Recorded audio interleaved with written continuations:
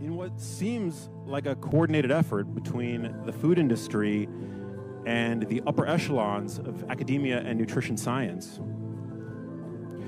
the dangers of ultra-processed foods continue to be suppressed, while the fear-mongering of nutrient-dense whole foods, such as red meat and eggs, continues. Even Harvard recently published a study correlating red meat consumption to type 2 diabetes. No legitimate researcher believes that unprocessed red meat consumption, which has declined over past decades while type 2 diabetes rates soar, is causally related to type 2 diabetes. This misinformation campaign is one of the greatest public health scandals of our time. If we don't change the narrative, we're going to continue to see an escalation in chronic diseases like Alzheimer's, Parkinson's, and metabolic disorders that are crippling our healthcare system. We need to shift the paradigm from treatment to prevention. 1, 2부 영상 어떻게 보셨습니까? 1, 2부 영상은 아주 중요한 내용이라서 못 보신 분들은 1, 2부를 먼저 보시고 오시길 바랍니다. 첨단 기술과 양리학의 발전에도 불구하고 지난 10년 동안 일형 당뇨병 환자의 평균 당화 혈색소 수치는 개선되지 않고 있습니다. 인슐린 펌프 사용률은 지난 10년간 크게 증가해왔고 연속 혈당 측정기 사용 역시 최근 크게 증가해오고 있습니다. 하지만 일형 당뇨병으로 투병 중인 아이들 및 성인 중 소수만이 당화 혈색소 목표치를 달성하고 있습니다. 일형 당뇨병 환자의 당화 혈색소는 대부분 8.5에서 10.5% 사이에 들어가고 있으며 7.5% 미만으로 관리하는 것은 상당히 어려운 것이 현실입니다. 이렇게 되면 사망률과 합병증 관리 역시 상당히 어려워질 수 있겠죠. 실제로 당화 혈색소가 높아질수록 전체 사망률과 심혈관 질환 사망률이 기하급수적으로 증가하는데요. 일형 당뇨에서 극적으로 당화 혈색소를 7% 이하로 달성한다고 해도 여전히 전체 사망률과 심혈관 질환 사망률은 2배 이상에서 3배까지 증가했습니다. 정말 심각한 문제입니다. 이번에는 독일 20세 남성 연구인데요. 2세 때 일형 당뇨 진단을 받았습니다. 이 남성은 엄격한 저탄수화물 고지방식인 케톤식을 하면서 9개월간 조사했습니다. 이 남성은 점진적으로 탄수화물 섭취량을 줄여나가는데요. 처음에는 하루 140g 정도 섭취했지만 결국에는 25g까지 줄였습니다. 그가 케톤식을 통해 주로 섭취했던 음식은 고기, 계란, 염소 치즈, 버터, 생선, 채소였습니다. 주로 동물성 음식 위주로 먹는 겁니다. 이런 음식들은 가속노화를 촉진한다면서 의사들이 정말 많이 싫어하죠. 이 남성은 탄수화물 섭취량을 줄이면서 인슐린 주사량도 무려 70%나 감소했습니다. 정말 엄청나죠?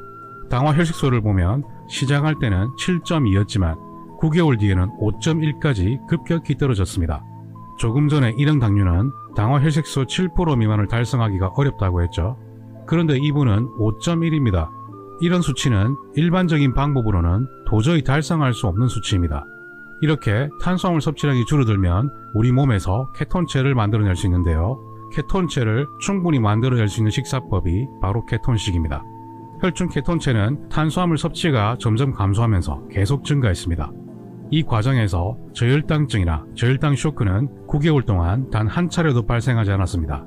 논문을 정리하면 이 치료로 인한 가장 중요한 변화는 환자의 삶의 질이 크게 향상되었다는 점이다. 환자는 더 높은 에너지, 더 명확한 사고, 더 나은 집중력, 배고픔에 의한 긴박감 감소, 질병관리 등에서 전반적으로 훨씬 안전하면서 안정감을 느낀다고 보고했다. 저는 이런 부분이 정말 중요한 포인트라고 생각합니다. If you're eating small amounts of carbohydrate, you're taking small amounts of insulin, there's a smaller room for error, no bad hypos and no overcorrecting any hypos. So no more roller coaster blood sugars. And it makes sense to me that if I can't metabolize carbohydrate, why are the doctors telling me to make that the basis of every meal I eat and to eat lots of carbohydrate snacks as well? I mean, they don't tell people with a nut allergy, just eat all the nuts you want and take as much adrenaline as you need to counteract that. So it just didn't make sense to me. 이번에도 일형 당뇨병 아이 연구인데요. 역시 케톤식으로 치료했습니다. 표준 인슐린 요법과 함께 탄수화물 210g을 포함하는 표준 당뇨병 식단을 섭취하는 동안에는 혈당 변동이 마치 롤러코스터처럼 엄청난데요. 이런 높은 혈당 변동성은 혈관을 손상시키고 저혈당 쇼크를 유발할 수 있으며 사망률 또한 증가시킬 수 있습니다. 즉 당뇨 합병증이 크게 증가한다는 뜻입니다. 하지만 케톤 생성 식단으로 바꾼 뒤에는 혈중 포도당 수치에 큰 변동이 없는 것을 확인할 수 있습니다. 즉 혈당 변동성이 아주 낮다는 뜻입니다. 여러분들께서는 어떤 식사가 더 안전해 보입니까? 다른 일형 당뇨병의 저탄수화물 식단 연구에서도 식이 탄수화물과 해당 인슐린 용량을 줄이면 일형 당뇨병 환자의 평균 혈당이 며칠 내로 안정화되면서 떨어졌습니다. 즉 혈당 변동성이 크게 감소되면서 안정된다는 뜻입니다. Well, that kind of gets to my personal story. This is where I'm a little biased in this because I've had type 1 diabetes for 13 years, going on over 13 years. And 12 years into that, I actually switched to a very low carbohydrate diet and adjusted my insulin regimen. But along the way, I also switched my insulin when I switched my diet. Going from approximately between 90 to 100 IUs per day to actually reducing my insulin requirements to about 20 to 25 IUs per day when I switched onto this diet. This was about a 70% reduction in the primary medication used to treat this disease. But what is the real change here? Because of course, when you see these blood sugar responses and you see the symptoms, this is affecting how someone like myself will feel every single day.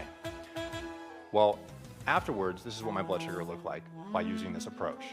It's a much more stabilized, controlled lifestyle that completely revolutionized my own quality of life. This is an average over a 60-day period of time, showing that my average blood sugar is that black line in the center there, and the red line is 70, and the top line is 120, the yellow line, showing that my blood sugar on average was sitting in the normal range, and the standard deviation was allowing me to stay almost all the time in normal range, is HbA1c. So where did I fit in this realm? A 4.9 HbA1c when I switched. So this placed me into the normal, non-diabetic range. 이 그래프는 일형 당뇨 환자가 보통의 당뇨식을 했을 때의 혈당 그래프인데요. 평균 혈당은 무려 204였고 혈당 변동이 엄청나게 발생했습니다. 마치 롤러코스터를 탄 양상을 보이죠. 그런데 같은 환자에서 저탄수화물 케톤식을 했더니 놀랍게도 평균 혈당은 불과 107 정도였습니다. 일반 당뇨식과는 혈당이 거의 2배나 차이가 나죠. 혈당 그래프를 보시면 파형이 정말 잠잠해졌죠. 즉 혈당 변동성이 매우 크게 감소되면서 안정되었다는 뜻입니다. 자, 이렇게 비교해서 보시면 정말 확실하죠. 여러분께서는 어느 쪽에서 당뇨합병증이 더 많이 발생할 거라고 생각하십니까? 뻔하죠. 저는 압도적인 차이를 보일 거라고 확신합니다. 다시 일형 당뇨병 아이의 케톤식 연구로 돌아와서 결과를 보면 진단 시 당화 혈색소는 무려 14.5였습니다. 이 아이는 1년 8개월 동안 저탄수화물 케톤식을 했는데요. 결과는 놀랍게도 당화 혈색소가 5.6까지 크게 떨어졌습니다. 지난 2부에서 인슐린 치료를 받고 있는 일형 당뇨 환자들은 당화 혈색소 7% 미만을 단 20%에서만 달성하고 있고 5.7% 미만은 1% 정도만 달성하고 있다고 말씀드렸습니다. 그렇다면 이 아이는 저탄수 식단 1년 8개월 만에 상위 1% 혈당 관리 상태라는 겁니다. 아이 사진을 보시면 키도 많이 컸죠. 처음에는 배가 불룩하게 나오면서 가스도 차 있는 모습을 보였지만 이제는 배도 쏙 들어갔습니다. 딱 봐도 엄청나게 건강해져 보이죠. 이 아이는 인슐린 분비 기능도 점점 회복되면서 인슐린 주사도 완전히 중단했습니다. 여러분들께서는 지금 불치병인 줄 알았던 일형 당뇨가 치유된 모습을 직접 목격하고 계신 겁니다. 정말 기쁘고 행복해지는 사례였습니다. 그러면 4부에서 다시 뵙겠습니다.